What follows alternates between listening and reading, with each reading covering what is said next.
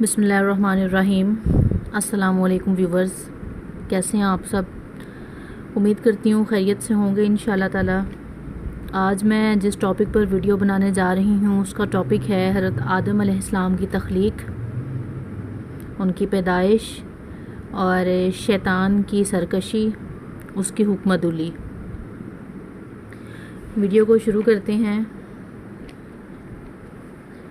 بے شک اللہ تعالیٰ نے زمین و آسمان کی پیدائش کے بعد دنیا میں ایسی مخلوق بنانے کا سوچا جو صاحب عقل ہو، جو اس کی عبادت کرے، جو نفع و نقصان، اچھائی برائی کو جانتی ہو، جس میں دوسری مخلوق کی نسبت شعور ہو۔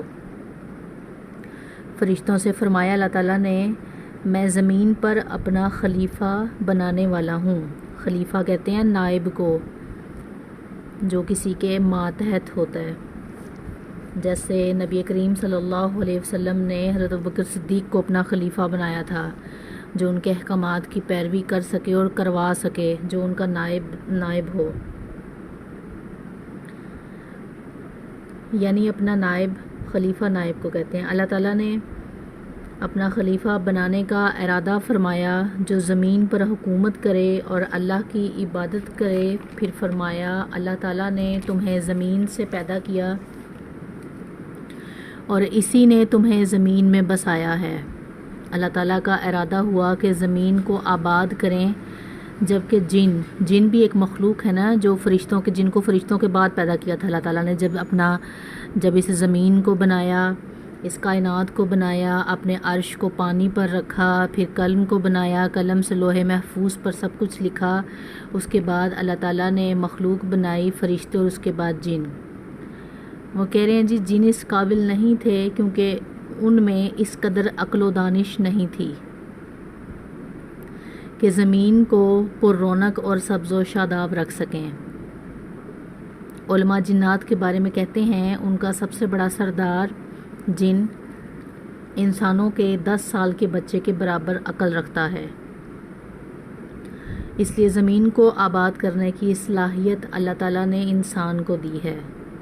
اللہ تعالیٰ نے انسان کو بہترین شکل و صورت اور اچھے ذہن کے ساتھ ایک اچھے سانچے میں شعور کے ساتھ پیدا کیا، پھر اپنی روح اس میں پھونکی۔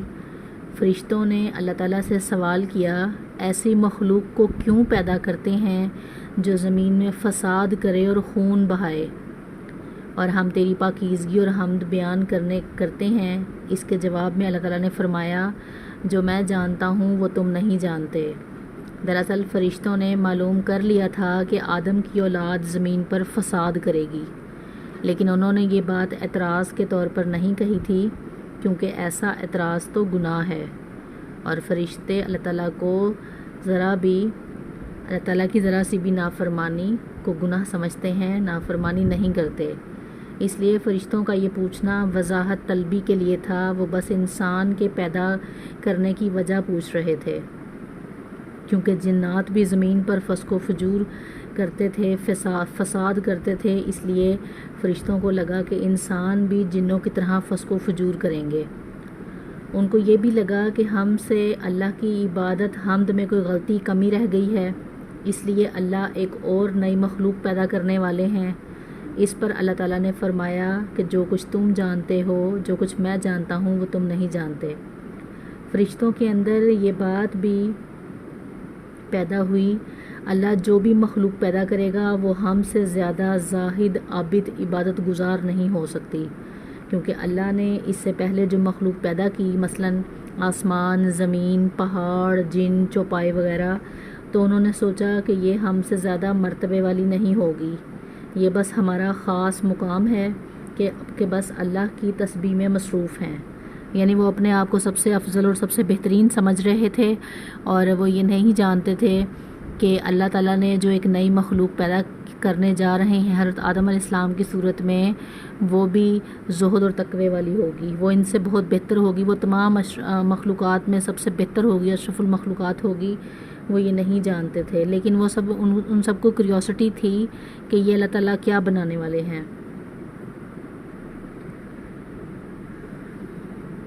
انہوں نے کہا یہ جی بس ہمارا مقام ہے، ہم کفر سے بھی محفوظ ہیں، ہر حکم بجا لاتے ہیں، اللہ کے تمام احکامات کو پورا کرتے ہیں، اللہ کے نزدیک ہم سے زیادہ شرف والے ہیں، ہم سب سے زیادہ شرف والے ہیں، لہٰذا اگر یہ نئی مخلوق انسان بھی پیدا ہو جائے تو کیا ہوا، ہم سے زیادہ معزز اور علم والے نہیں ہو سکتے۔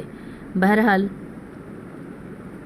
جب اللہ نے حضرت آدم علیہ السلام کو پیدا کرنے کا حکم فرمایا تو مٹی لانے کا حکم دیا۔ احادیث میں آتا ہے اللہ تعالیٰ نے آدم کو مٹی کی ایک مٹھی سے پیدا فرمایا۔ اس مٹی کو اللہ تعالیٰ نے پوری زمین سے اٹھوایا تھا۔ یہی وجہ ہے کہ آدم کی اولاد زمین کے لحاظ سے ظہور پذیر ہوئی، بعض سرخ رنگ کے، بعض سیاہ اور بعض سفید، اور کچھ پاکیزہ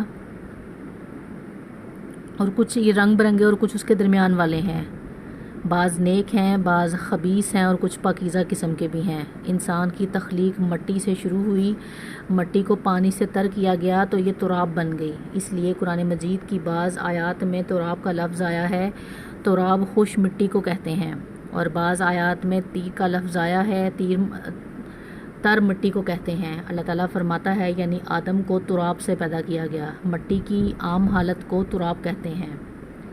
اور فرمایا جب آپ کے رب نے فرشتوں سے کہا کہ جب میں نے مٹی سے بستر کو میں مٹی سے ایک انسان کو پیدا کرنے والا ہوں، جب اس مٹی کو گوندا گیا تو وہ لیس دار ہونا شروع ہو گئی۔ اس لیے اللہ تعالیٰ نے فرمایا ہم نے انسان کو لیس دار اور چپکنے والی مٹی سے پیدا کیا۔ پھر اللہ تعالیٰ نے اپنے مبارک ہاتھوں سے انسان کا ڈھانچہ تیار کیا۔ اللہ تعالیٰ نے فرمایا میں نے اسے اپنے دونوں ہاتھوں سے پیدا کیا۔ اللہ تعالیٰ نے انسان کی خلقت جو تھی، اس کا جو ڈھانچہ تھا، اس کو جو بنانے کا طریقہ تھا، وہ فرشتوں کے سپرد نہیں کیا، بلکہ بذات خود اسے تخلیق کے مراحل سے گزارا اور اپنے ہاتھوں سے اس کی تصویر کشی کی۔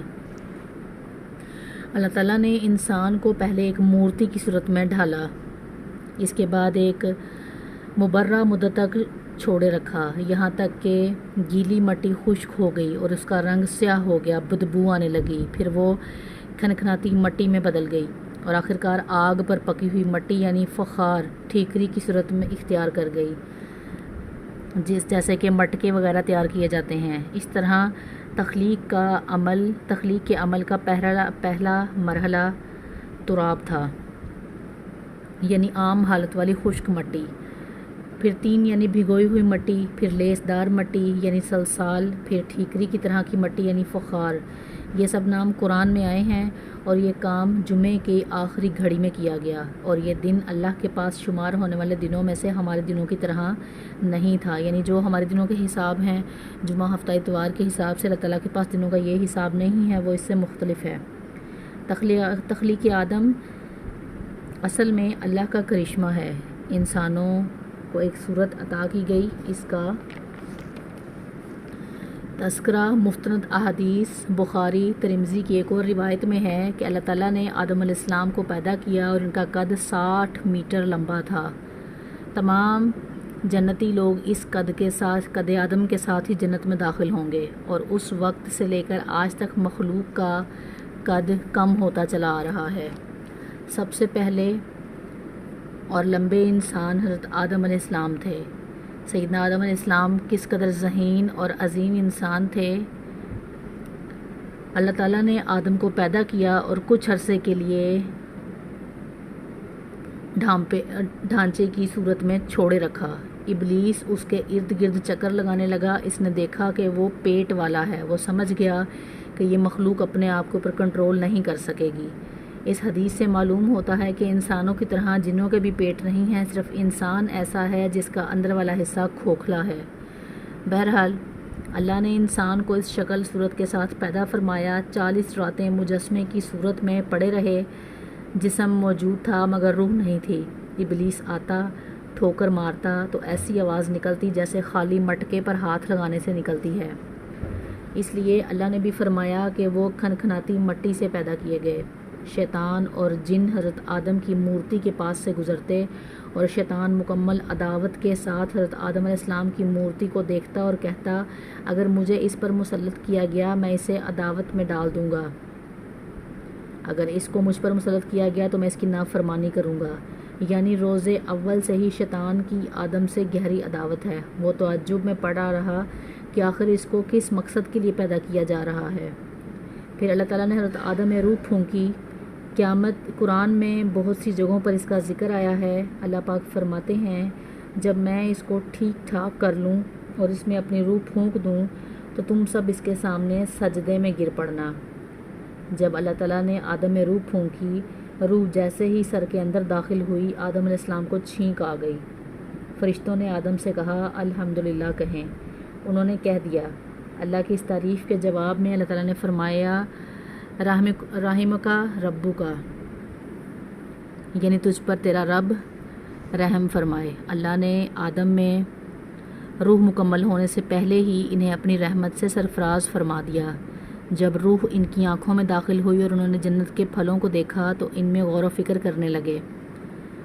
جب روح پیٹ میں داخل ہوئی تو کھانے کی طلب محسوس ہوئی۔ ابھی روح ٹانگوں تک نہیں پہنچی تھی اور کھانے کی خواہش پہلے ہی محسوس ہونے لگی۔ اس جلد بازی کی وجہ سے اللہ نے فرمایا کہ انسان جلد باز مخلوق ہے۔ جب آدم علیہ السلام کو پیدا کر دیا گیا تو اللہ تعالیٰ نے ان کی پشت پر ہاتھ پھیرا۔ ہاتھ پھیرتے ہی ان کی پشت سے قیامت تک پیدا ہونے والے تمام انسان باہر نکل آئے۔ آدم علیہ السلام کی تمام اولاد ان کے سامنے کھڑی ظاہر ہو گئی۔ یہ بات بہت وضاحت کے ساتھ قرآن مجید اور احادیث مبارکہ میں موجود ہے۔ جب اللہ تعالیٰ نے حضرت آدم علیہ السلام میں روح پھونک دی تو فرشتوں کو حکم دیا کہ آدم کو سجدہ کریں۔ ابلیس ایک بہت نیک اور بزرگ جن تھا۔ اس نے کبھی اللہ کی نافرمانی نہیں کی تھی، اس لیے وہ بلند مقام حاصل کر کے فرشتوں میں شامل ہو چکا تھا، لیکن فرشتوں کی جنس سے قطعی نہیں تھا۔ اللہ تعالیٰ نے اس کو اطاعت اور فرمانبرداری کا صلہ دیا۔ جب اللہ نے جنوں اور فرشتوں کو آدم کو سجدہ کرنے کا حکم دیا، سب نے سجدہ کیا سوائے ابلیس کے۔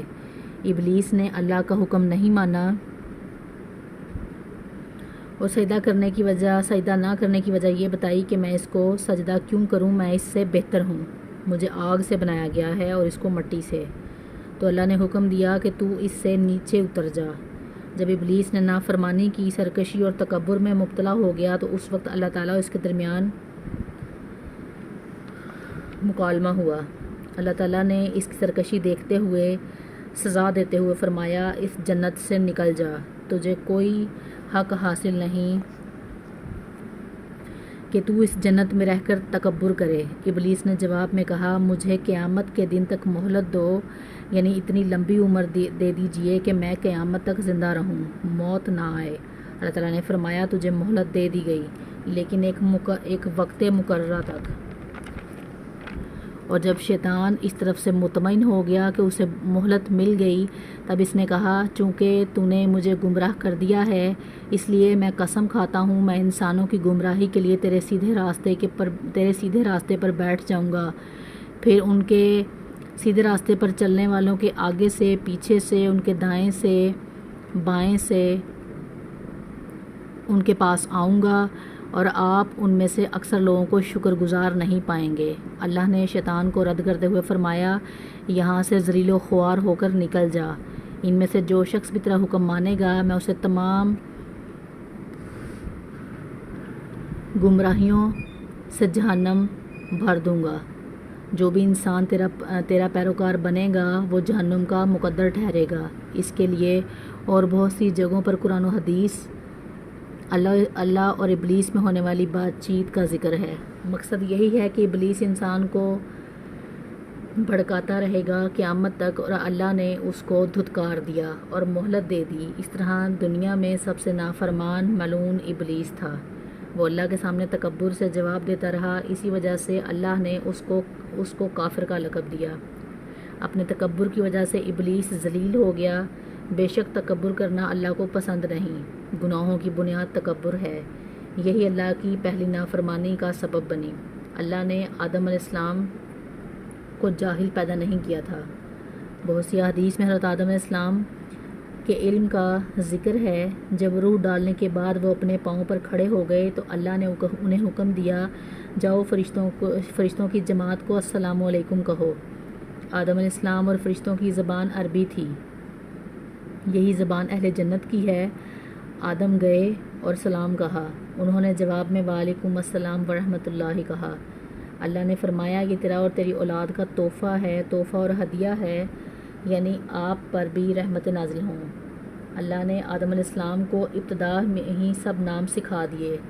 مفسرین نے ان ناموں کا بہت واضح ذکر کیا ہے، مثلاً یہ پہاڑ ہے، یہ سمندر ہے، یہ پرندہ ہے، یہ درخت ہے وغیرہ، اور آپ ہر طرح کے علم سے بخوبی واقف تھے۔ اللہ نے حضرت آدم علیہ السلام کو ہر چیز کا نام، کام اور اس کی سند بھی معلوم کرا دی۔ آگ، لوہے، لکڑی، غرض ہر چیز کا نام اور استعمال ذہن میں ڈال دیا، اتنے عظیم علم سے جو ڈائریکٹ اللہ تعالیٰ کی طرف سے بہراور ان کو کیا گیا۔ اللہ تعالیٰ نے آدم علیہ السلام کو صرف شکل و صورت اور تخلیق میں ہی بلند و مقام و مرتبہ عطا نہیں کیا، بلکہ عقل و علم کے لحاظ سے بھی بہت اونچے درجے پر ان کو فائز کیا۔ فرمایا اللہ تعالیٰ نے آدم کو ہر چیز کا نام سکھا دیا، پھر ان چیزوں کو جو فرشتوں پر پیش کیا، مجھے ان چیزوں کے نام بتاؤ اگر تم سچے ہو، مطلب تم اپنے دعوے میں کہاں تک سچے ہو۔